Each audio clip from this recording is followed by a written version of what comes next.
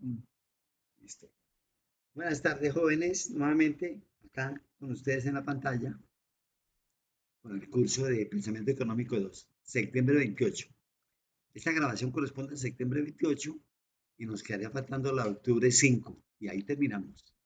Van a quedar todas las grabaciones en el campus, allá, las van a tener en el Moodle para que ustedes las puedan ver también si quieren y saborearlas, ¿no?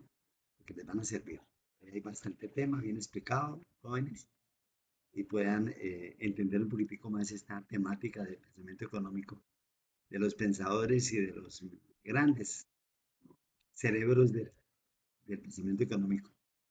Perfecto. Entonces, a ver, ya me sé casi de memoria los estudiantes, ¿no? Son, aquí los tengo, bueno, les voy a mencionar nuevamente. Jessica Alejandra, perfecto. Jessica Natalie, perfecto. Rey Roger Prieto, perfecto. Humberto Antonio Valencia, perfecto. Y Ingrid Viviana Vanegas, perfecto. Recuerden, muchachos, que tenemos un grupo de WhatsApp abierto por el compañero Humberto para preguntas, ¿cierto? Y todo lo que tengan ustedes que relacionado con la materia para que me digan o nos digamos, interactuemos ahí en el grupo. Somos poquitos.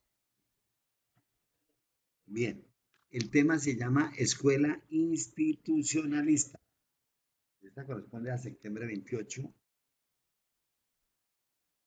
y nos dice, a ver, hagamos un poquitico de alusión a la escuela institucionalista. ¿Qué plantea esta escuela? Bueno, entonces la propuesta institucionalista de esta escuela transita de ideas generales respecto de la mediación humana. Aquí habla mucho del sector humano, instituciones también, y naturaleza evolutiva de los procesos económicos, ¿cierto? Ideas y teorías específicas relativas a instituciones económicas. Aquí se habla mucho de las instituciones económicas, ¿cierto? Que surgen y se conforman y se componen y se reconfortan también, porque las instituciones también, así como las teorías y como las personas también, en este caso las instituciones también renuevan, cambian, se fortalecen. Eh, mm, También, en consecuencia, hay múltiples niveles y tipos de análisis. ¿Quién creó la escuela institucionalista? Entonces tenemos nosotros, así como todas las escuelas tienen su creador, su ideólogo, aquí también la tenemos. Se llama Thorstein Bunde Weblin. Así se pronuncia. Ahí lo tienen ustedes escrito en la qué. Lo tienen en su texto guía. Tienen los autores. Ahí están también. Yo lo extracté. Yo lo que hice fue sacar un resumen, muchachos, para explicarles a grosso modo lo que es esta escuela. Bien. Es un teórico social, economista y fundador de la escuela institucionalista norteamericana. Esta viene de Estados Unidos. ¿Ya? ¿Cuál es el enfoque que tiene? Veamos. Antes de comenzar a explicarles, yo aquí les hago una especie de introducción sobre la escuela institucionalista y entonces yo hablaríamos del enfoque. ¿Qué enfoque tiene? El enfoque institucional sociológico permite concebir, jóvenes, coherentemente los vínculos y lazos existentes entre el Estado y las instituciones financieras. O sea, hay un lazo, un cordón umbilical entre y un vínculo entre el Estado y las instituciones financieras, empresariales, junto a los de otras prácticas y actores institucionales también, no solamente la financiera. Bien, ¿qué se entiende por economía institucional? Vamos a definirla. Bueno, definámosla.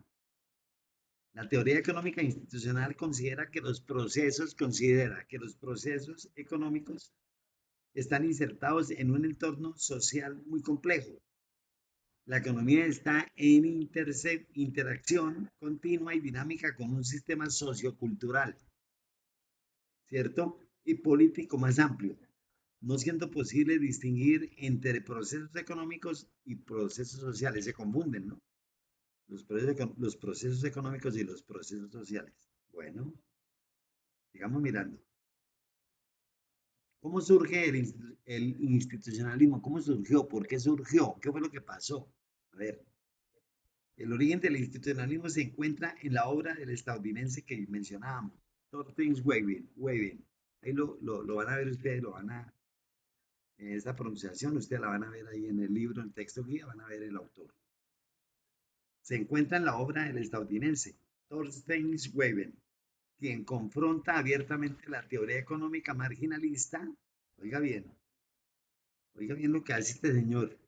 Confronta abiertamente la teoría económica del marginalismo, que ya la vimos, y la marshalliana, la de Marshall, del último tercio del siglo XIX. Raven es quien acuña con mordacidad, ¿cierto? Es supremamente mordaz en ese aspecto. El concepto de neoclásico para definir dicha teoría. Es de los neoclásicos de la época. Bien. ¿Qué autores consolidaron la teoría institucionalista? O sea, ¿quiénes le ayudaron a Waving? ¿Cierto? ¿A quiénes? Además de Waving está Atkins, Atkins, ¿cierto? Con K. Bueno, también la van a ver ustedes ahí en el glosario, en el texto que van a ver estos autores. Leo otros más. Arthur Robert Burns, B-U-R-N-S, Burns. Simón Kuznets, otro. Robert Heibererdor, Robert Heibererdor, Gunnar Myrdal, ojo con este señor, Gunnar Myrdal, y John Kenneth Galbraith. Son considerados como los pioneros del institucionalismo, todos estos autores. Un poco enredados para pronunciar, pero ahí los van a ver ustedes en el texto que ya van a ver ustedes. La mayoría de estos, ¿no? Puede que de pronto no los vean todos. Yo los resumí en estos, lo mejores.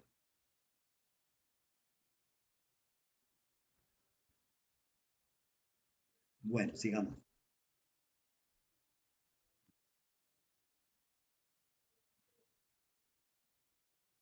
Bueno, aquí hay una cuestión de la escuela de Salamanca, ¿qué es? Escuchémosla, a ver, vamos a ver eso tiene que ver con el institucionalismo también.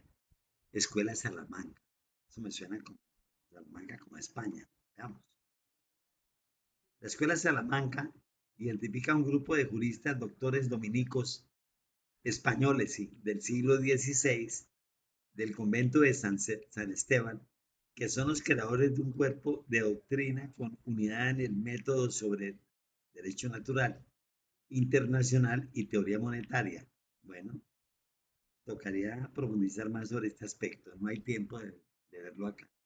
No sé si en el texto guía, yo también extracté algunas cosas de otros libros, la escuela de Salamanca, pero bueno, queda ahí como interrogante, queda ahí como en la nube para que a ver si ustedes eh, quisieran profundizar un poquitico y saber sobre los dominicos que hicieron, ¿cierto? Eso fueron de la doctrina dominica.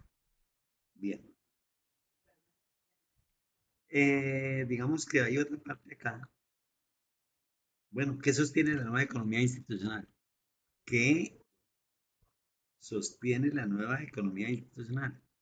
Esta escuela institucionalista es una escuela de economía económica también. La escuela institucionalista es una escuela económica como todas las que hemos visto, marginalismo, estructuralismo, bueno, todas las anteriores. La nueva economía institucional es una teoría de pensamiento económico de carácter interdisciplinar. Habla sobre la economía de derecho y organizaciones, que sostiene que las instituciones son esenciales para explicar la conducta económica de los individuos.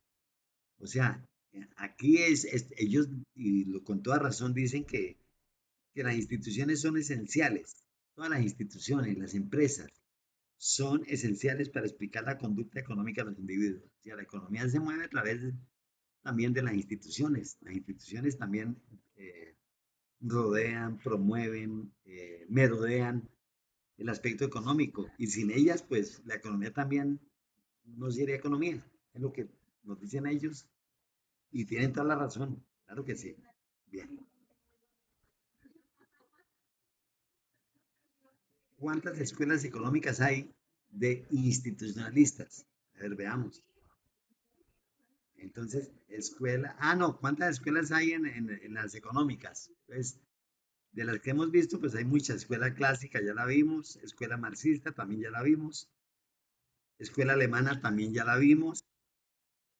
La escuela de Chicago, pues era de Milton Friedman, la economía, la de la teoría, mejor, eh, la teoría o economía salvaje, es lo que llaman, ¿cómo es? Economía salvaje, no sé si no tiene otro nombre. Bueno, de Milton Friedman, ¿cierto? Y otras más, 11 más. Aquí hay 11 más. Vamos a verlas, a ver si las podemos ver acá. No, hay varias. Bueno, esta es la de, bueno, muchas antiguas, ¿no? Sí, la de Aristóteles y compañía. Bueno, eso es más que todo una abrebocas del institucionalismo, pero ahora sí vamos a entrar en forma. Vamos a explicar la escuela institucionalista como tal, ¿cierto? Es una corriente de pensamiento económico, la institucionalista, la que estamos viendo, la- con la que abrimos aquí este tema, que se ha centrado en el estudio de las instituciones, claro, se centró en el estudio de las instituciones y que ellas ayudan a que la economía funcione mejor. Es lo que le decíamos anteriormente, ¿cierto? Y su influencia en la economía. Esta escuela ha desempeñado un papel esencial en el desarrollo de la teoría económica, claro, al enfocarse en cómo las estructuras, reglas y normas afectan el comportamiento económico y la eficiencia de los mercados. Claro, en la medida en que las instituciones tengan buenas estructuras, tengan buenas reglas, buenas normas, pues ayudan al comportamiento económico y la eficiencia de los mercados. Correcto, eso está muy bien. Conceptos fundamentales. Vamos a hablar de los conceptos fundamentales. Ahí vamos, ese fue el orden que yo le di a las escuelas y vamos bien. Nos falta una que es para el de octubre 5 que la voy a explicar y que es también institucionalismo como tal. O sea, es una ampliación de esta, de la escuela institucionalista, ¿cierto? Es una prolongación y ahí terminamos y ya nos veremos en octubre 19, muchachos, ya con otros temas relacionados con nuestro pensamiento económico 2. Bien,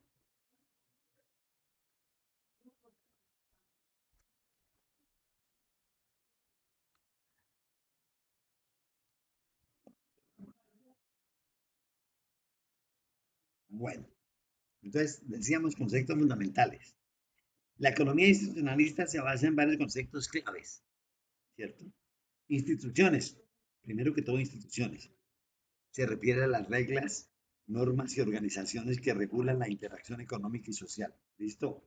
A través de instituciones. Si no hubieran instituciones, pues no estaríamos hablando de economías como tal, porque la economía también se desenvuelve, ¿cierto? Y hace parte y ayuda una a la otra y la otra a la una, o sea, ayuda, la economía ayuda a las instituciones y las instituciones ayudan también a la economía. Bueno, estas instituciones pueden incluir leyes, pues claro, tienen que tener sus leyes, contratos, sistemas legales, gobiernos y organizaciones empresariales. O sea, el gobierno tiene sus propias instituciones y el sector privado también las tiene. Y todas confluyen en lo mismo. Son organizaciones que ayudan a que la economía se mueva de la mejor manera. Bien, hay que ver, estamos bien. Cambios institucionales, otro subtítulo acá. Se refiere, la economía institucionalista presta especial atención a cómo cambian las instituciones a lo largo del tiempo. ¿Cómo ha cambiado? Me imagino que en el siglo XVIII las instituciones eran totalmente diferentes a las del XIX y las del XIX diferentes a las del XX. Las del XX fueron reformando también sus normas, sus reglas, sus leyes y ya estamos en el XXI, siglo XXI, donde las instituciones pues están mucho más organizadas, mucho más reglamentadas, mucho más estructuradas también, diría yo. Bien. Y como estos cambios afectan el comportamiento económico y los resultados. ¿Cómo estos cambios, cierto? Cambios para bien, ¿no? O sea, las instituciones van cambiando a favor, se van reglamentando y van ayudando más al comportamiento económico. Lógico que sí. Bien. Enfoque interdisciplinario, otro tema. Veamos a ver de qué trata esto. Enfoques interdisciplinarios. La economía institucionalista a menudo se asocia con un enfoque interdisciplinario que combina la economía con elementos de la sociología, lógico, ¿sí? La política y la historia, para comprender mejor las instituciones y su evolución. Lógico, todo va intermezclado, intermezclado. La, la política, la sociología, ¿cierto? La historia, todo va entremezclado con el fin de que la economía se nutra de estas entidades, ¿cierto? Y pueda formarse y pueda generar una economía mejor, ¿cierto? Menos desordenada como la que teníamos por allá en las escuelas, acuérdese, no, mercantilistas, que hablaban solamente de que el orden para ellos era solamente el oro y nada más el oro, y entonces vienen las colonias, el colonialismo inglés también hacia Estados Unidos y el colonialismo portugués y español hacia Latinoamérica, de México para abajo. Bien, heterogeneidad institucional. A ver, ¿de qué trata esto? Reconoce que las instituciones varían significativamente entre países y regiones. Claro, hay unas instituciones mucho más o mucho mejores que otras y depende de la región, ¿cierto? Lo que puede tener un impacto sustancial en las estructuras económicas y las estrategias empresariales. Me imagino las multinacionales son organizaciones mucho más pulidas, bueno, entre comillas, son sacadoras, pero organizadas, ¿sí? Entonces ahí no hay nada que hacer. Vemos a una Coca-Cola, vemos a un McDonald's, vemos a unas empresas mucho más organizadas que otras, ¿cierto? Que Comapán, por ejemplo, aquí en Colombia. Bueno, orígenes y evolución, otro título. A ver, ¿de qué trata esto? La escuela de la economía institucionalista se originó a finales del siglo XIX, ¿cierto? Y principios del siglo XX, como una reacción a las limitaciones percibidas de la teoría económica neoclásica. O sea, los neoclásicos también tuvieron sus limitaciones, jóvenes. Los neoclásicos corrigen a los clásicos, ¿se acuerdan? Hablamos con León Walras y todo, que estos corrigen y dicen que, que no solamente el bien se tiene que medir por los costos, sino también por la utilidad. Y entonces vienen y entonces va mejorando la cuestión. Aquí lo mismo. Aquí los institucionalistas corrigen también a los neoclásicos, a esos, a Walras, a estos, pero ¿en qué sentido? No en el sentido de la utilidad, sino en las organizaciones. A ver, vamos a ver qué hablan acá. A ver, como una reacción a las limitaciones percibidas de la teoría económica neoclásica, los economistas institucionalistas argumentaron, ¿sí?, que las instituciones eran fundamentales, cosa que no ocurrió con los neoclásicos. Los neoclásicos como que no tenían en cuenta las instituciones. Ahí sí grave. Me da la impresión acá, ¿cierto? Que muy poca atención, pues sí, las miraban con cierto recelo y todo, pero no entraban no las llamaban a entrar a formar parte del neoclasismo que había. Y entonces aquí los institucionalistas argumentaron que las instituciones eran fundamentales para comprender los resultados económicos. Había que incluirlas, había que inmiscuirlas en todos los aspectos de la vida económica. Y que la economía neoclásica no les daba suficiente importancia. Lo que estamos diciendo. No las miraban así como por encima del ojo, por encima del hombro, pero no eran importantes para ellas. Entonces, aquí los institucionalistas le dieron la importancia a las instituciones. Por eso se llama escuela institucionalista. Bien. Orígenes y evolución más ampliado. Vamos a ver de qué habla esto. Entonces, la escuela de economía institucionalista se originó en un contexto en el que la economía neoclásica dominaba el pensamiento económico. Bueno, los neoclásicos dominaban el pensamiento económico, así como en la parte acuérdense allá los clásicos, los mercantilistas dominaban el pensamiento económico de esa época. Era el oro y no era sino el oro y el oro. Punto. ¿Cierto? Y lo mismo el señor Keynes con su teoría de la tierra, de los famosos el famoso decir de ellos que era que la tierra era la que producía la riqueza y que no era sino la tierra y la tierra.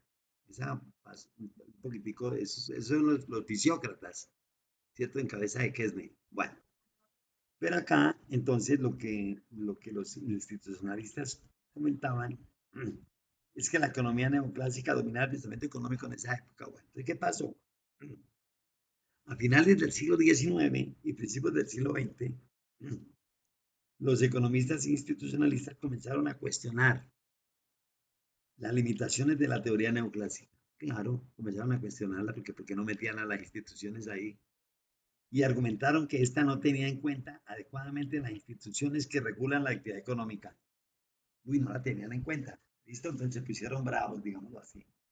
Se disgustaron con los neoclásicos y comenzaron a decir, bueno, ¿y por qué las instituciones no están? Entonces, uno de los primeros economistas institucionalistas importantes fue Thorstein Veblen, que les dije ahora, conocido con su obra Teoría de la clase ociosa. Ahí hay una obra de él. Será bueno leerla. Les confieso que no la he leído. Esta obra debe ser muy buena, porque aquí critica a todos los neoclásicos. Webben argumentó que las instituciones y las normas sociales influyen en el comportamiento económico y en la formación de precios. Los precios también los determinan las instituciones en su comportamiento humano y todo. Bueno, habrá que mirar a ver, pero sí tiene razón. También introdujo el concepto de consumo conspicuo. Bueno, consumo conspicuo también es otra obra de él, que se refiere al consumo ostentoso para mostrar estatus social. O sea, creo que aquí como que hubo una burla. O sea, el consumidor de bienes ociosos o bienes onerosos eh, hacían resaltar en esa época, en los neoclásicos, que habían clases también, en clases sociales. Sí, está bien, es posible. Pero entonces las instituciones en qué quedaban. Aquí es donde entra el señor Thorstein Veblen y habla sobre el consumo conspicuo, ¿cierto? Que se refiere al consumo ostentoso para mostrar su estatus social. Ah, bueno, vamos a ver qué pasa. Dentro del institucionalismo existen dos corrientes principales. Bueno, hay dos corrientes principales. El institucionalismo viejo es uno y el institucionalismo nuevo que es el otro. Hay dos corrientes en el institucionalismo. El primero se enfocó en el análisis histórico de las instituciones, mientras que el segundo incorporó elementos de la teoría económica neoclásica y se centró en los aspectos microeconómicos de las instituciones. Repitamos esto. El primero se enfocó en el análisis histórico de las instituciones, la parte histórica, mientras que el segundo incorporó elementos de la teoría económica neoclásica y se centró en los aspectos microeconómicos de las instituciones. Ah, bueno, allá entró la parte microeconómica acá. O sea, en el institucionalismo nuevo. Perfecto. A medida que la economía institucionalista evolucionó, porque ellos fueron evolucionando, los institucionalistas, surgieron dos corrientes principales.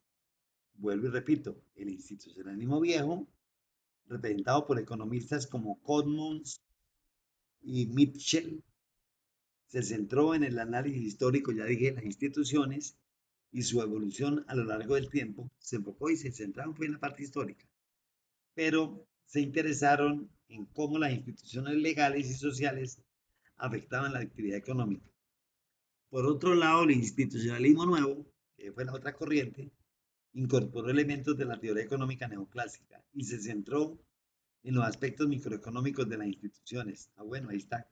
Ronald Coase, por ejemplo, desarrolló la teoría de los costos de transacción, que analiza cómo las instituciones afectan la eficiencia económica a reducir los costos de coordinación y negociación en los mercados. Ahí comienzan a entrar las instituciones se entrometen en la parte económica, en las transacciones económicas, ¿cierto? Eso lo hacen los institucionalistas de la corriente nueva. Esta evolución dentro de la economía institucionalista refleja su capacidad para adaptarse a los cambios, realidades económicas y sociales a lo largo del tiempo. Para comprender completamente la escuela de la economía institucionalista es esencial explorar el contexto histórico en el que esta corriente del pensamiento económico surgió. O sea, el institucionalista viejo, que habla sobre la historia realmente, ¿cierto? El Estado, sobre la cuestión sí, la historia económica, y cómo se desarrolló, cómo se fue desarrollando. El surgimiento del institucionalismo estuvo estrechamente relacionado con los desafíos económicos y sociales de su época. Bien, contexto histórico, otro tema, del siglo XIX y principios del siglo XX. La economía institucionalista se desarrolló a finales del siglo XIX y, ¿cierto? Y principios del siglo XX, un periodo caracterizado por cambios significativos en la economía y la sociedad. Estos cambios proporcionaron el telón de fondo para el surgimiento de nuevas perspectivas económicas, incluida la institucionalista. Bueno, veamos. Entonces, un tema que tocaron, la revolución industrial. Durante este periodo, la revolución industrial estaba en pleno apogeo en muchas partes del mundo, lo que llevó a una transformación profunda en la producción, la tecnología y la organización económica.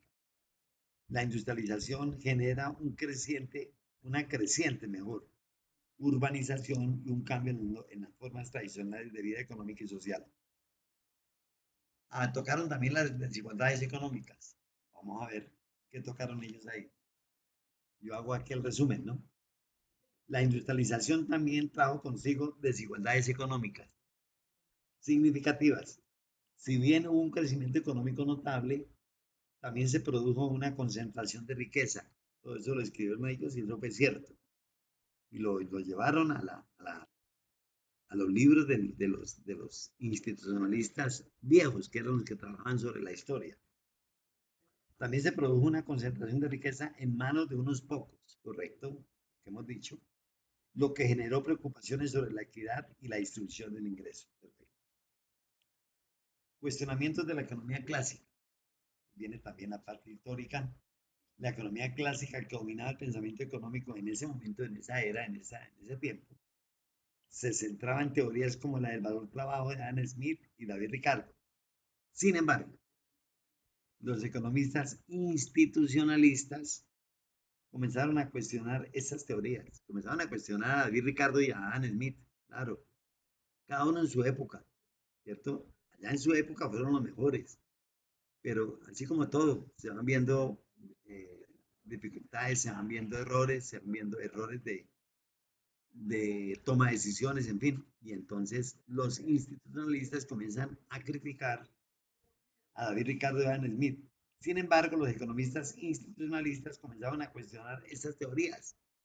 Sí, que la mano invisible, que todas esas teorías que hubo en esa época, argumentando que no tenían en cuenta adecuadamente las instituciones, no la tenían en cuenta. Se iban solamente por, lo, por lo planito, ¿cierto? Que regulan la actividad económica según ellos los institucionalistas y que no explicaban las realidades económicas emergentes. Por no tener en cuenta las instituciones, entonces pasaron a segundo plano esos grandes padres de la economía como Adam Smith y otros de esa época. Bien. El rol de las instituciones, veamos a ver.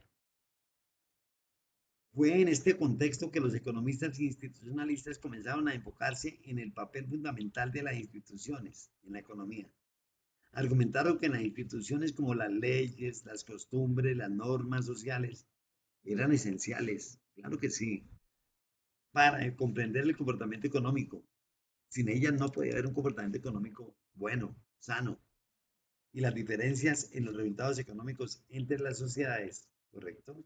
Muy bien. Thorsten Weiber, otra vez, volvamos con el autor. La teoría de la clase ociosa. Este libro hay que leerlo, por favor. No lo he leído y yo sí pidiéndoles que lo lean ustedes. No voy a ver cómo lo leo y cómo lo resumo. Uno de los máximos exponentes del institucionalismo publicó su influyente obra La teoría de la clase ociosa en 1899, rasgando el siglo XX, ¿correcto? Siglo XX, 1899, ya 1900. Bueno, en esta obra, Weber exploró cómo las instituciones y las normas sociales influían en el consumo, claro, y la acumulación de riqueza.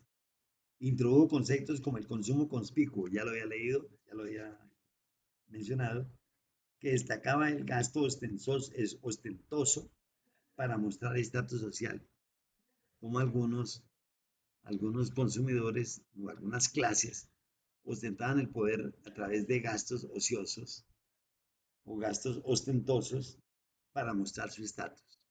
Esto lo criticó mucho los economistas institucionalistas. Desarrollo de la economía institucionalista, otro tema. Bueno, a lo largo del siglo XX, la economía institucionalista siguió desarrollándose y diversificándose. Salieron una cantidad de autores. Este fue un movimiento grandísimo que hubo de pensadores económicos hablando sobre las instituciones. Se convirtió en una corriente de pensamiento que abordaba una amplia gama de temas, claro, desde la teoría de la firma y la economía del desarrollo hasta la economía política y la teoría de juegos. Teoría de juegos, ojo, también. Bien, por ahí lo vimos. El contexto histórico del surgimiento del institucionalismo refleja la necesidad de nuevas perspectivas económicas para abordar los desafíos de una época de cambio económico y social profundo.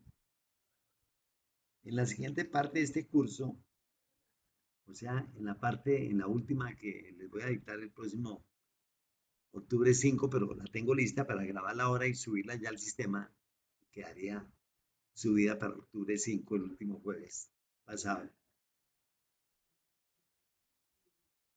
Exploraremos a los máximos exponentes del institucionalismo, claro, y sus aportes, y sus aportes. Y ahí están, máximos exponentes, sí señor, aquí los tenemos. Aquí estoy viendo la clase que voy a grabar la última, la de octubre 5. Y me estoy refiriendo acá en esta anterior, que es esta, la que estoy explicándoles ahora, sobre cómo los aportes claves de la teoría económica.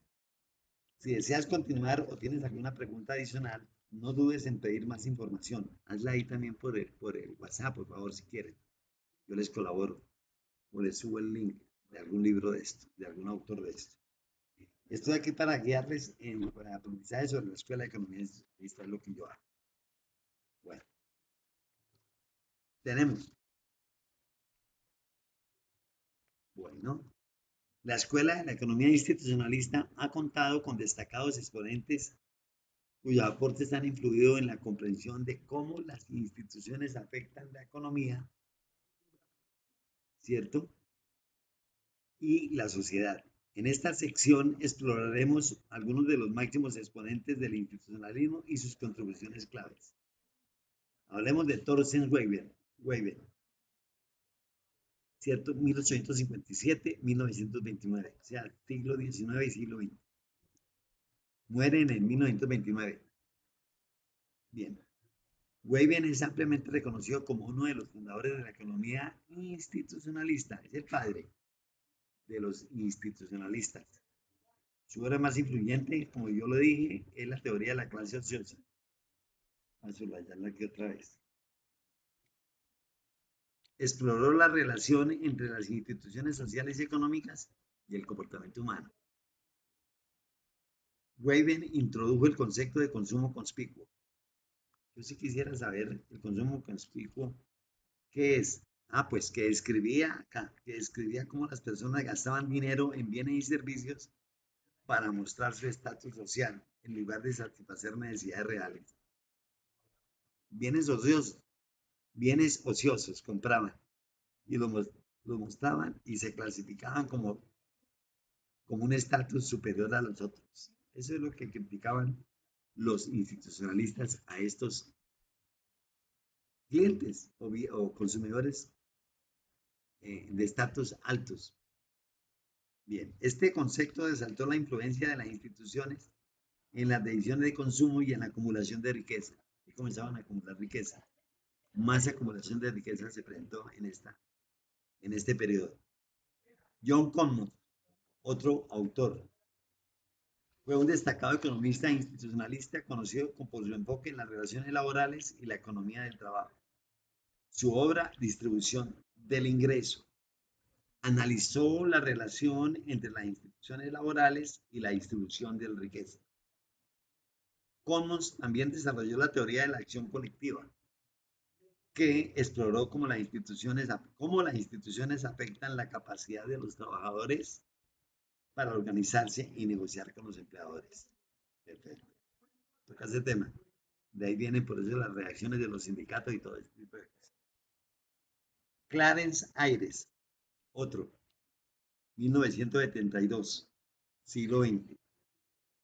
Fue un economista institucionalista que hizo importantes contribuciones al campo de la teoría. Mire, fueron ellos aportando ideas en la medida que el tiempo avanzaba del siglo XX. El campo de la teoría de la firma y la organización empresarial.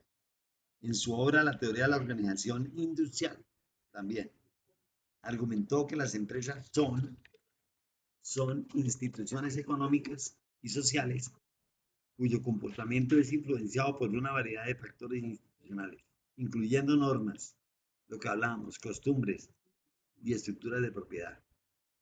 Ya comenzaron a lanzarse mejor las instituciones y eso coadyuvaba para que la economía fuera un poquitico más floreciente, más clara, más contundente. Bien. Ronald Coase, otro. Imagínate, es más reciente todavía, 1910, 2000, muere en el siglo XXI, 2013. Bueno, pero más que todo su obra toda se trasegó en el siglo XX. Si bien no se considera estrictamente un economista institucionalista, tuvo un impacto significativo en la economía institucional con su trabajo sobre los costos de transacción y la teoría de la firma. En su artículo semanal, El problema del costo social, tenía un artículo en una revista conocida acá en América Latina, no, en América del Norte. Coase argumentó que las instituciones legales y las reglas de propiedad influyen en la asignación de recursos. Repito, Coase, el autor, argumentó que las instituciones legales y las reglas de propiedad influyen en la asignación de recursos y en la resolución de conflictos económicos. Su trabajo llevó al desarrollo de la teoría de los costos de transacción y la comprensión de cómo las instituciones afectan la eficiencia económica. Perfecto. Aportes claves de la economía institucionalista. Los máximos exponentes del institucionalismo contribuyeron a la comprensión de cómo las instituciones moldean el comportamiento económico y social. Sus aportes influyen, ¿correcto? Incluyen, perdón. Sus aportes incluyen el análisis de cómo las instituciones influyen en el consumo y la acumulación de riqueza, como lo propuso Steinweber, el padre del institucionalismo, con el concepto de consumo conspicuo. Bien. La exploración de las relaciones laborales y distribución del ingreso, como lo desarrolló Commons, la comprensión de la empresa como una institución económica y social promovida por Clarence Ayres, ya hablamos de ellos. El reconocimiento de que las instituciones legales y las reglas de propiedad tienen un impacto en la asignación de los recursos, ¿cierto? Y la resolución de conflictos, como demostró Ronald Coase. Estos aportes han influido en la forma que se abordaban cuestiones económicas y sociales en el ámbito académico y en la formulación de políticas. En la siguiente parte de este curso exploraremos cómo los principios del institucionalismo, la última clase, hablaré un poquito de esta parte. Entonces, jóvenes, eso es lo que nos trata la Escuela de Pensamiento Institucionalista y que muy bien abordado por estos autores eh, en las obras que acabamos de ver. Muchachos, buenas tardes. Nos vemos en la próxima clase.